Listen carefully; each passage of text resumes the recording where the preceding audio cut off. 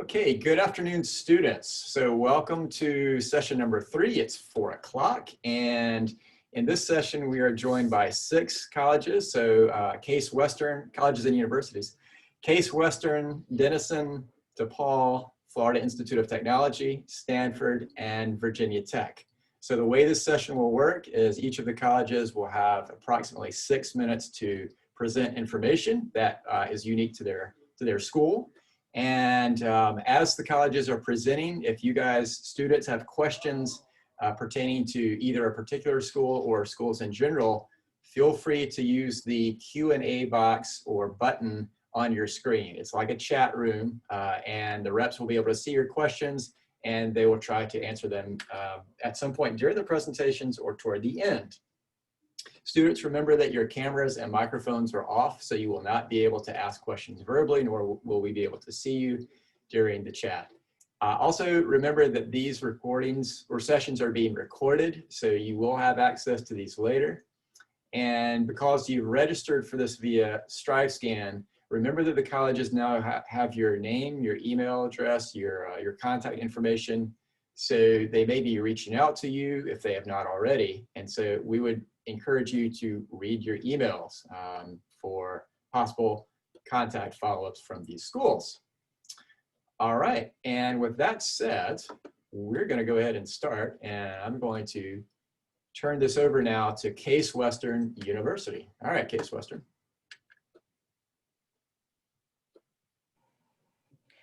Thank you so much. I really appreciate American Heritage and all the students for your time. So I know you're here to hear a little bit about Case Western Reserve University. We are a mid-sized private research institution in Cleveland, Ohio. We have about 5,200 undergraduate students. 14% of our undergraduates are international, and over 20% have a citizenship outside of the United States. We have students from all over the country. So yes, we have students coming in from Florida as well. And at Case Western Reserve, when you're thinking about your future and what's possible, we want you to think beyond it, right? Our motto is to think beyond the possible. It's not just something that we say, it's something that we're really intentional with at the institution. And it begins right at the beginning when you apply. We have a single door admission policy. So when you're applying to Case Western Reserve, you're applying to the school in general. And what that means for you is you're going to be able to start right away in the field, in the area of your interest. It also means that you have the flexibility to cross over different disciplines. You will declare your major by the end of your second year. So you'll end up in one of our 4 schools in engineering, in nursing, our Weatherhead School of Management, so the business classes, or our College of Arts and Sciences. But by no means are you only allowed to be in one school, right? You can change your mind, you can cross over different disciplines. One thing to keep in mind is if you want to do music or music education as a major, you do have to go through an audition process, which you can do through the application process. So, you know, if you've been dreaming of owning your own business and doing some kind of thing in entrepreneurship, but also love biomedical engineering, the answer is yes, you can do both of those. For us, access to research is a huge part of the undergraduate experience. And at Case Western Reserve, it's unparalleled. So Chris Carr, pictured here, is a great example of a student who took advantage of the research opportunities, right? Connected to a faculty member, Chris Mijos, you know, was using Kitt Peak, an observatory, and Chris Carr discovered a galaxy while he was an undergraduate student with us. Yes, a galaxy. He also did some other really cool things as an undergrad. He had his own radio show, and he was able to get Neil deGrasse Tyson on that radio show. Obviously, discovering a galaxy was a huge plus. So, you know, access to research and doing high-level research is something that we encourage our students to do. And obviously, being like Chris, you can take advantage of it. The amazing access that you have to the resources on campus. So you can see here behind me in my virtual space, we have this facility on campus called our Sears Think Box. It's a 50,000 square foot space on campus. It's a 7-story building, and it's the largest open access makerspace in the country. So open access, right?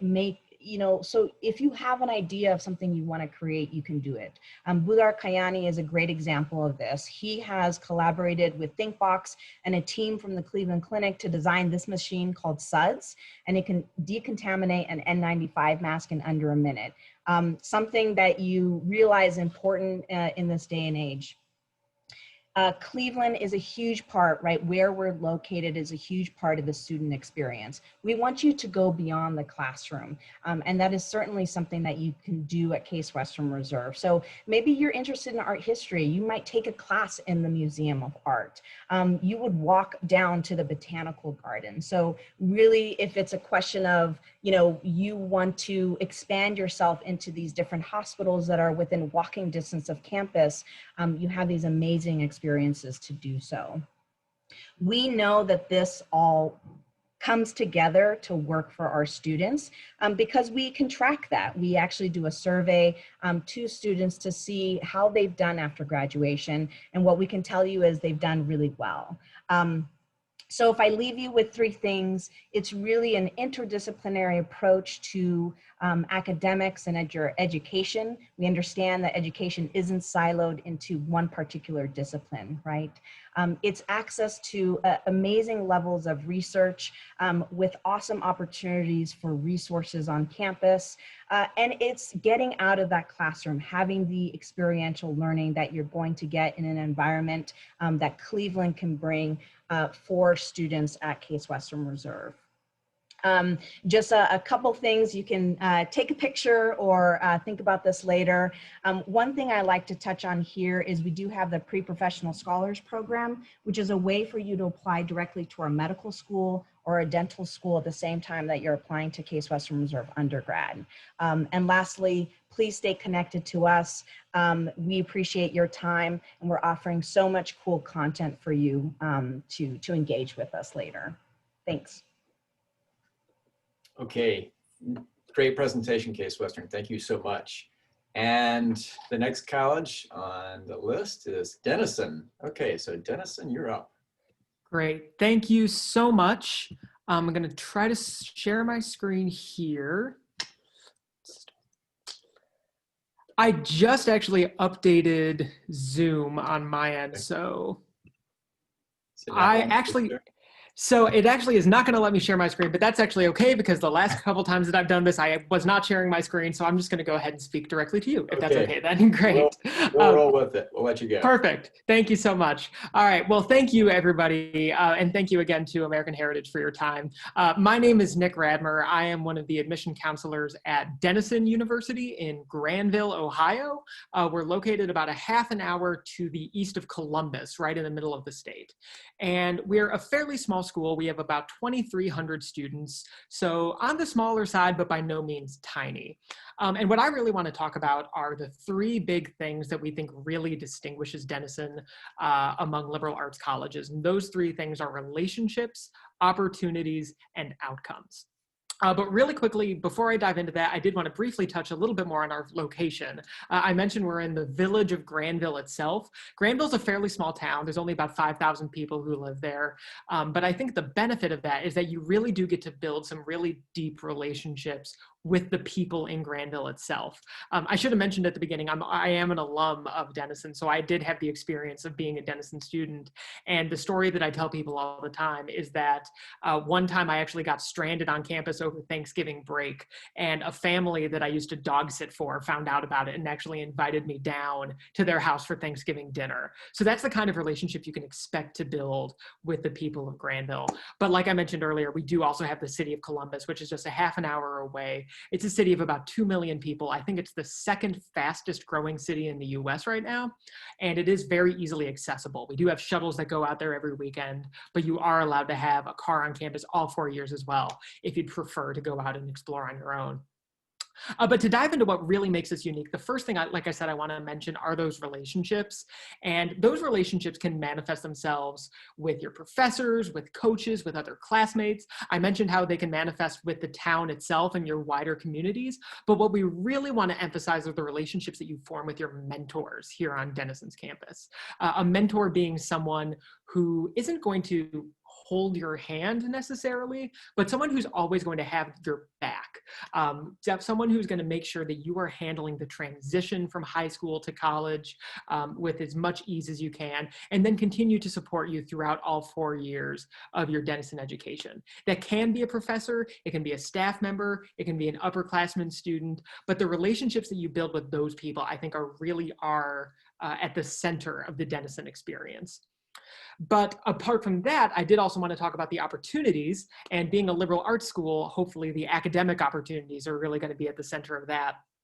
We do have 54 different programs, and some of those academic programs are fairly unique to Denison as well. The newest one that we actually just started this year, which I promise the timing was not planned to be so relevant, but it's actually a global health program.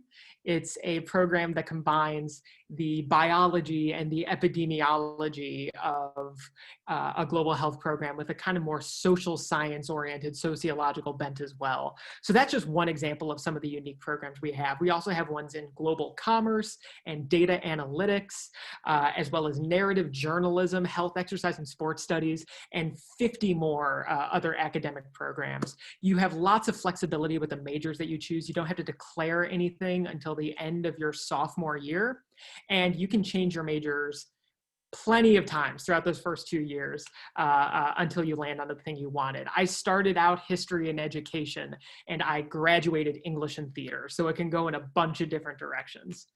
But with opportunities, you also have the extracurricular side of things as well. And for that, Denison does have over 180 different extracurricular organizations. That includes 24 varsity sports. We are a Division III athletic team, but we do also have a very robust arts community here on campus. And actually, one of our newest buildings that we have on campus, the newest building, in fact, is a new performing arts center that combines the departments of dance, music, and theater all under one roof. I think it's a really exciting space for students who are interested in pursuing the arts but may not want a conservatory approach. And I think another great thing about this is that you do not have to be an arts major to actually pursue any of these opportunities.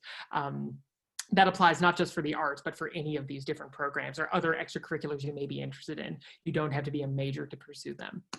And then finally, I wanted to talk a little bit more about the outcomes and the life that you'll have after you graduate. At the 6-month mark, I believe 90% of our Denison students are either employed or in graduate school or doing some kind of service work. And then at the 5-year mark, that number becomes 99%. For that, you also have the Knowlton Center. That is our career development office that does a great deal of work with students to make sure that you are learning about potential internship opportunities and graduate programs and other networking opportunities to actually connect with professionals in the real world, quote unquote. Those services are available to you right at the very beginning of your freshman year. And they're available to you not only all 4 years of undergrad, but also for up to 5 years after you graduate as well. The Knowlton Center also does, one last thing I should point out, is they do offer these little seminars throughout the year on some of those like real world skills that you kind of wish you'd learned. So they'll have little seminars on like how to buy a car without getting ripped off and how your health insurance works and which tax forms you're actually going to use, all of that good stuff. And it's stuff that as an adult in the real world now, I'm very grateful to have had that opportunity.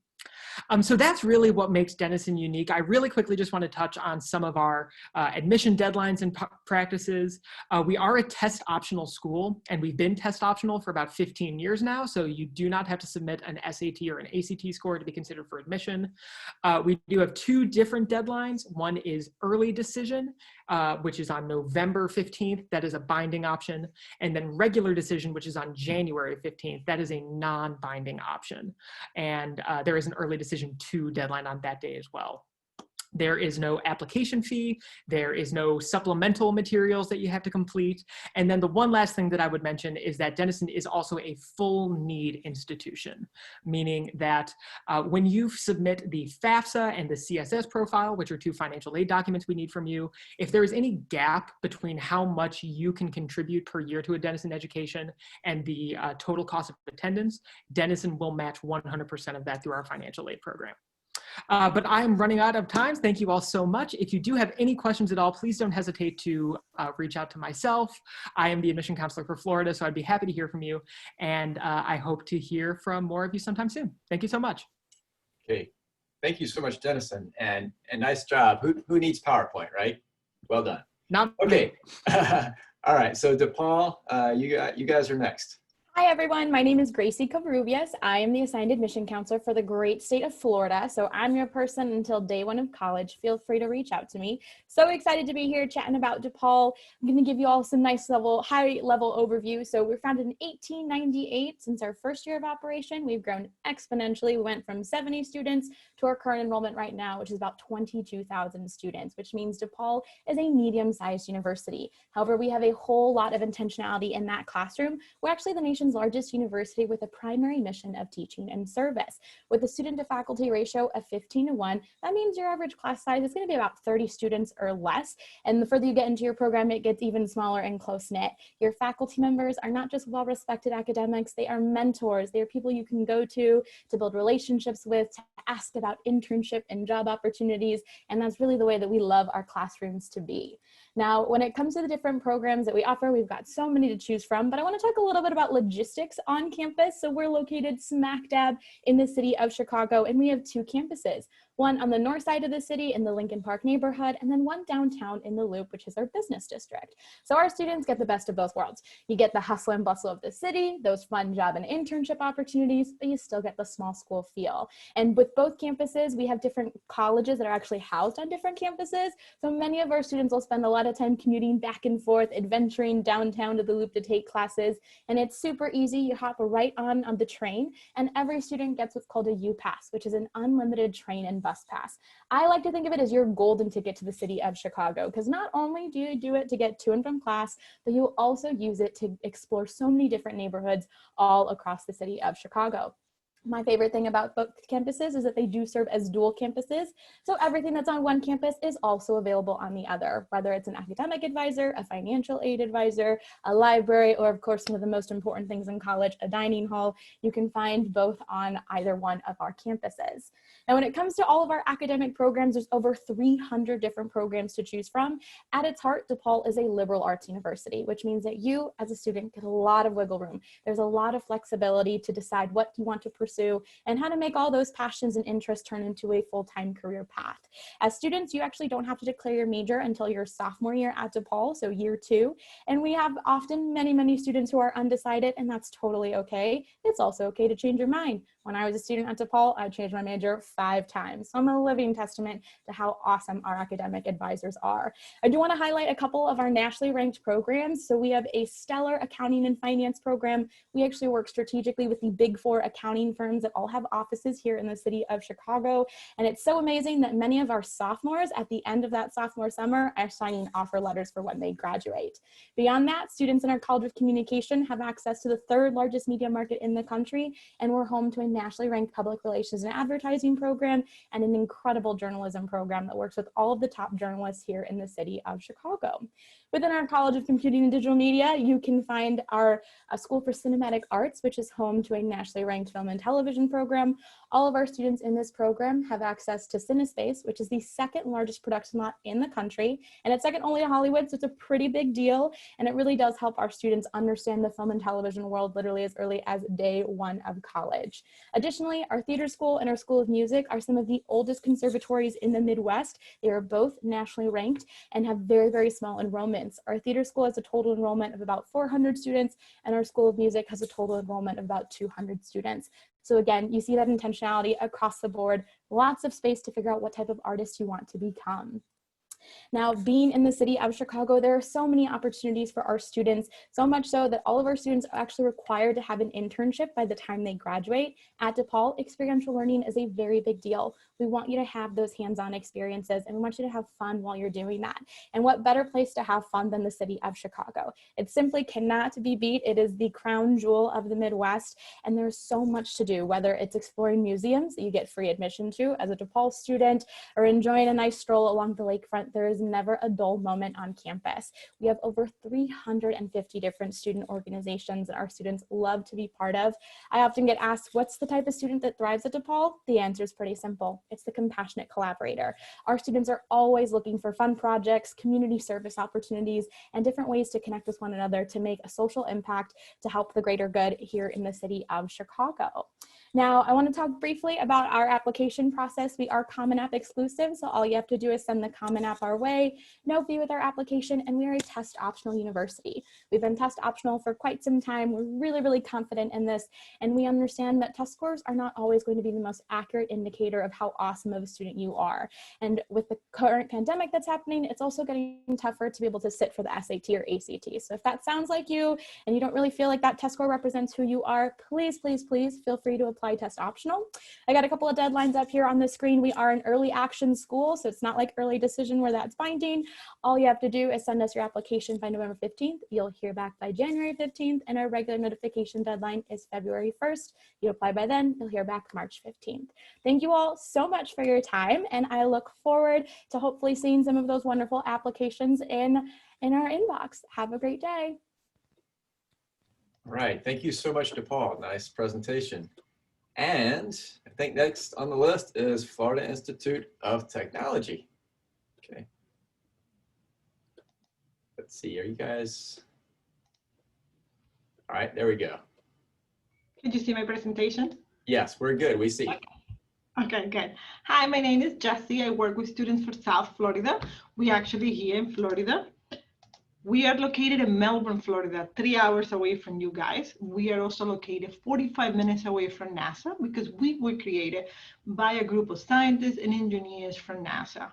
So a lot of our students, that's their passion to work there. 50% of the students here are engineers, followed by 25% in science. We are truly a science and engineering university. We are the STEM university from Florida. So keep that in mind. Our classes are usually less than 21 students per class, and our student to professor ratio is 14:1. We have around 3,500 undergrad students and 2,000 students that are working toward their master's or PhD. So you can do your bachelor's, master's, and PhD in almost every single field that we offer. You will be required to live on campus for the first 2 years, but you're allowed to have a car here as a freshman. And something unique about FIT is that you actually get admitted into your major from day one. So if you know for the fact that you want to be an engineer, you're going to go right into your major as soon as you get here. We offer 4 colleges: aviation, if you want to be a pilot, business, engineering and science, and psychology. That's our one of our planes. The airport is 2.5 miles away from here. You can do any of the degrees that you see there with flight or without flight. Because of the type of accreditation that we have, you're only going to require to have 1,000 hours in order to be able to start flying.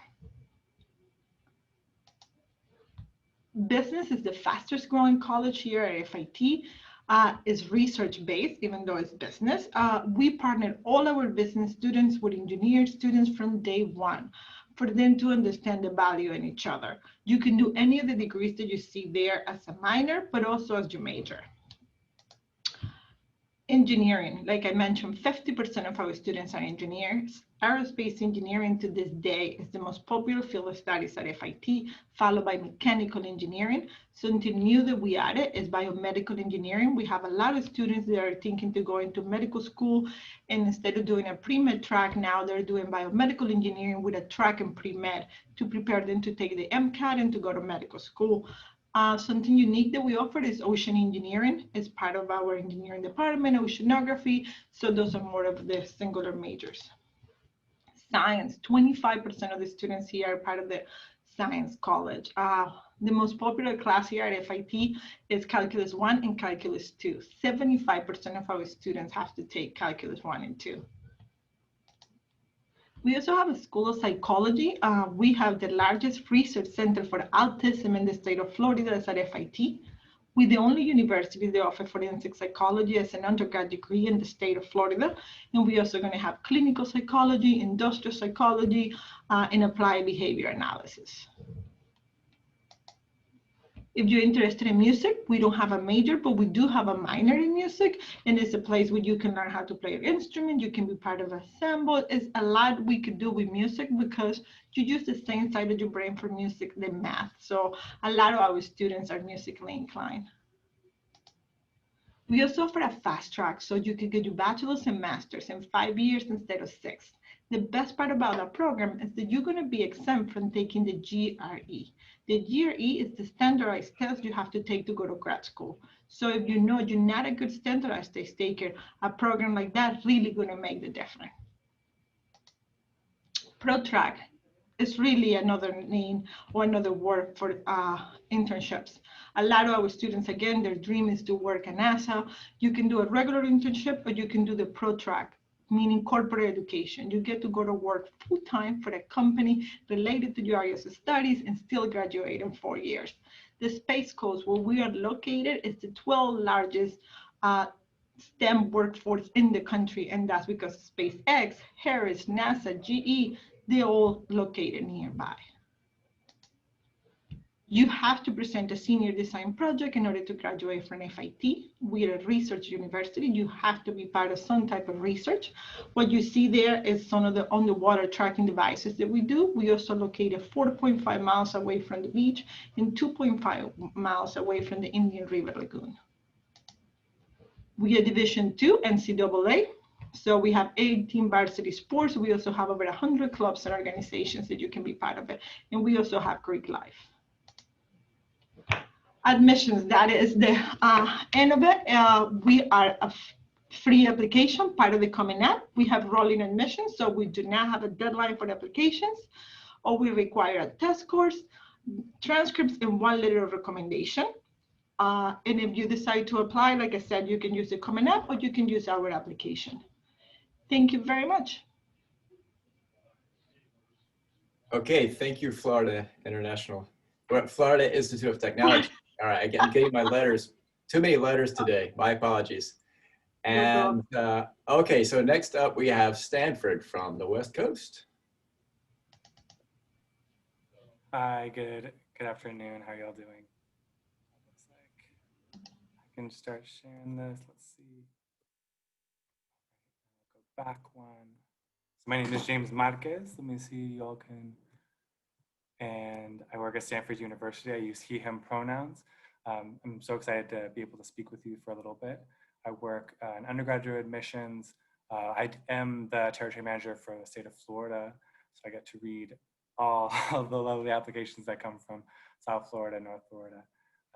I wanted to give you a brief introduction about Stanford and then talk a little bit about any changes that might have gone through. We are over 8,000 acres here. We're about 45 minutes south of San Francisco, about a half an hour north of San Jose. We're right in the heart of Silicon Valley. So we're a few thousand miles away from you all, but in Northern California, in the heart of Silicon Valley.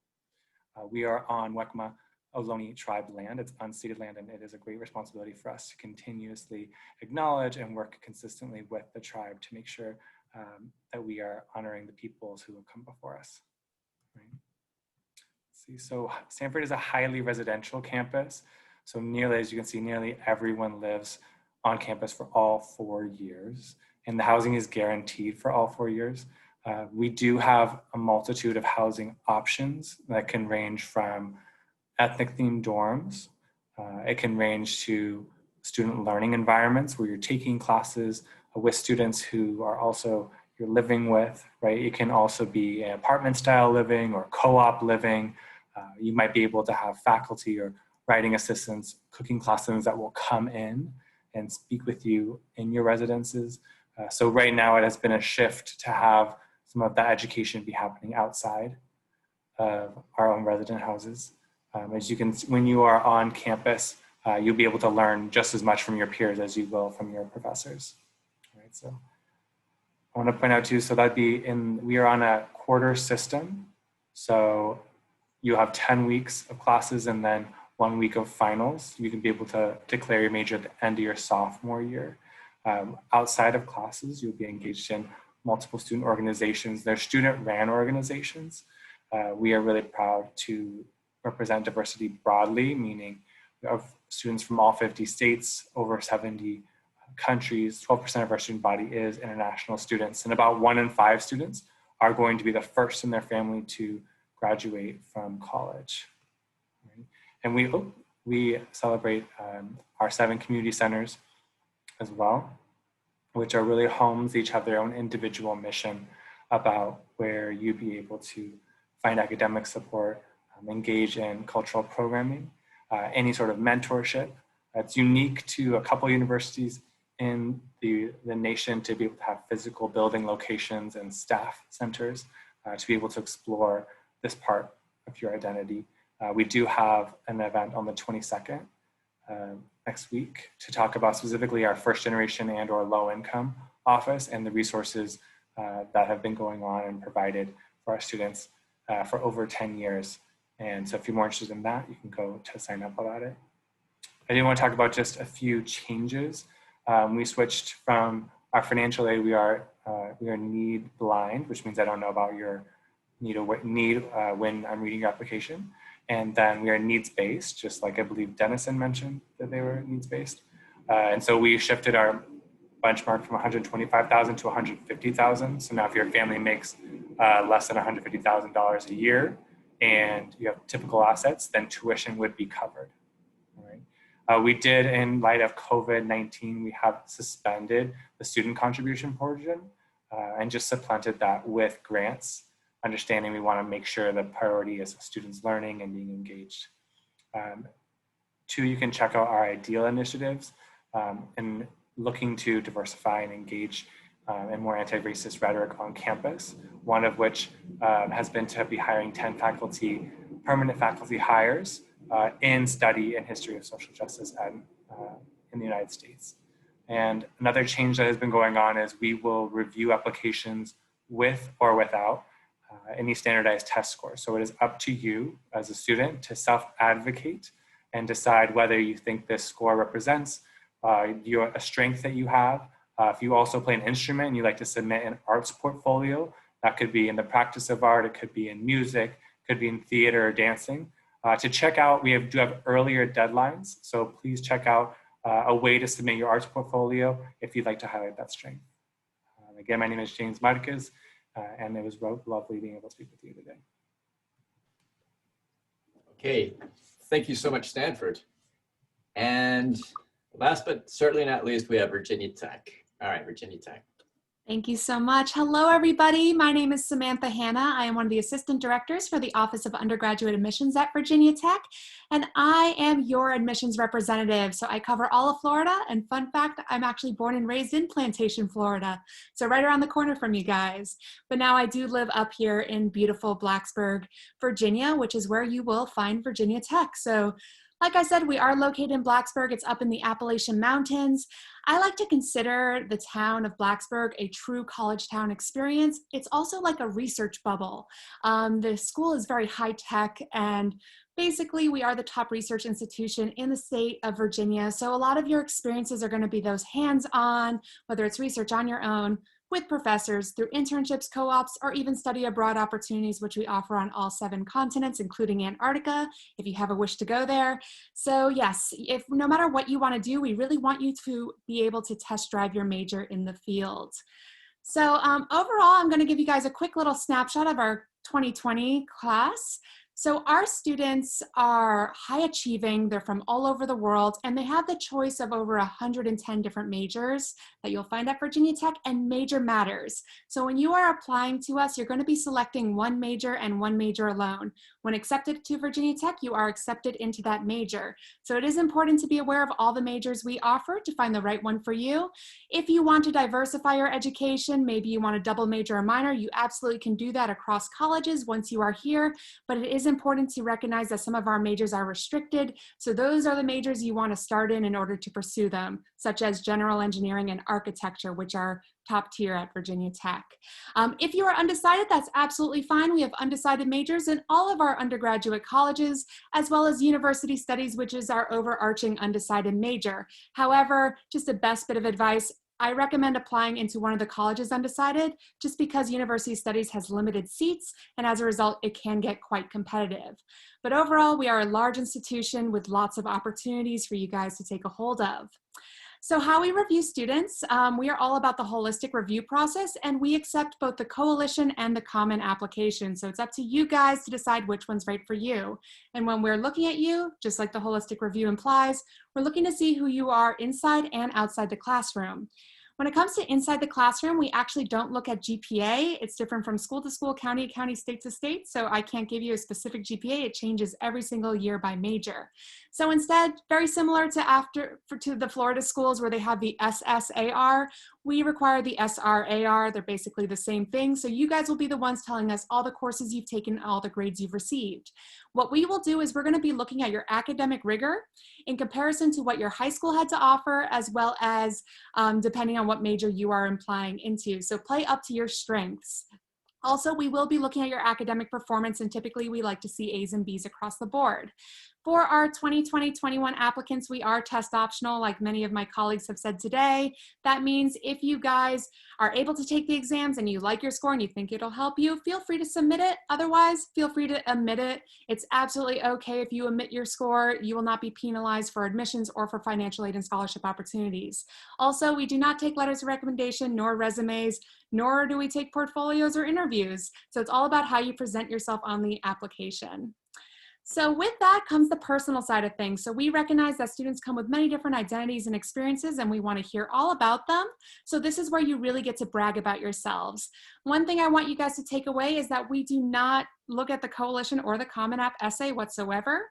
Instead, we have our own 4 short personal statements, 120 words max. They focus on service, resilience, leadership, and your long-term goals. So when applying, my best advice for these is to be your genuine self, avoid fluff because there's no room for it, and to be reflective of your experiences. Deadlines are also extremely important. So there's 3 times where you will be applying if you're applying as a freshman applicant.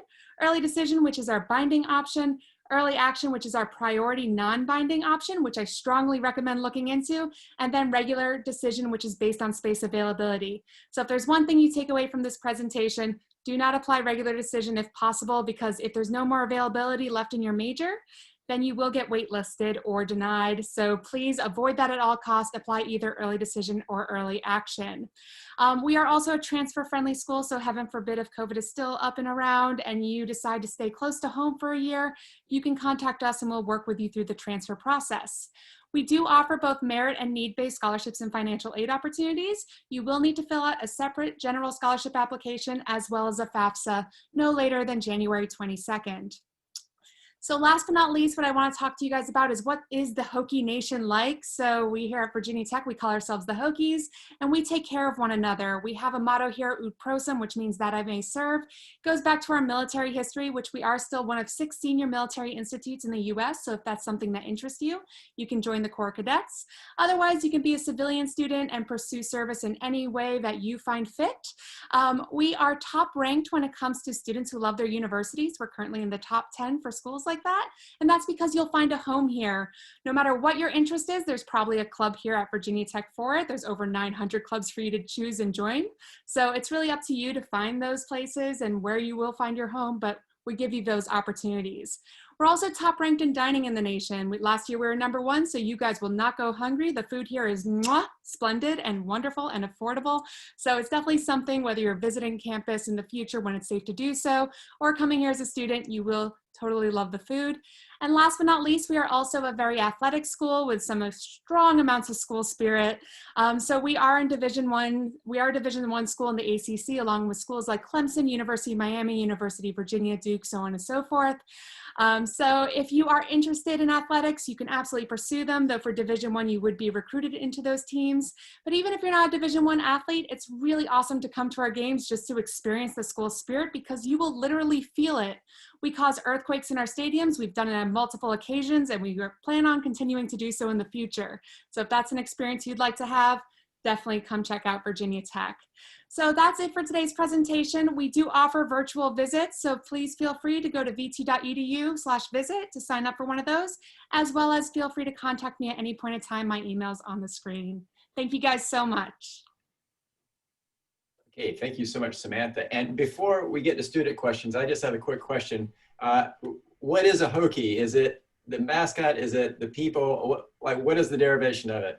If you ask someone what's a Hokie, we will always say I'm a Hokie if you go to Virginia Tech. But the Hokie is a made-up term that we have adopted. It is also our mascot. So we have the Hokie bird as our mascot. So, okay, so the Hokie bird. So it's just from a generic bird, right? Yeah, it's based off a turkey. Okay, all right, okay. But it's like a very proud turkey, not like Yes. a, okay. No, it's an aggressive turkey. A good aggressive, right. Okay, so fear the turkey. All right, I got it. All right, so students, I know we have a lot of our students in this session. I think about 100. So I know there are questions, and we have about 6 minutes left. And so we definitely want to see some questions. And this says, are our emails automatically added to your email list if we attend this college fair? Yes, that's a StriveScan function. When you signed up for StriveScan, yes, these colleges have your emails. Good question. Okay. Anybody else? Don't be shy, guys. Right. You can ask anything you want.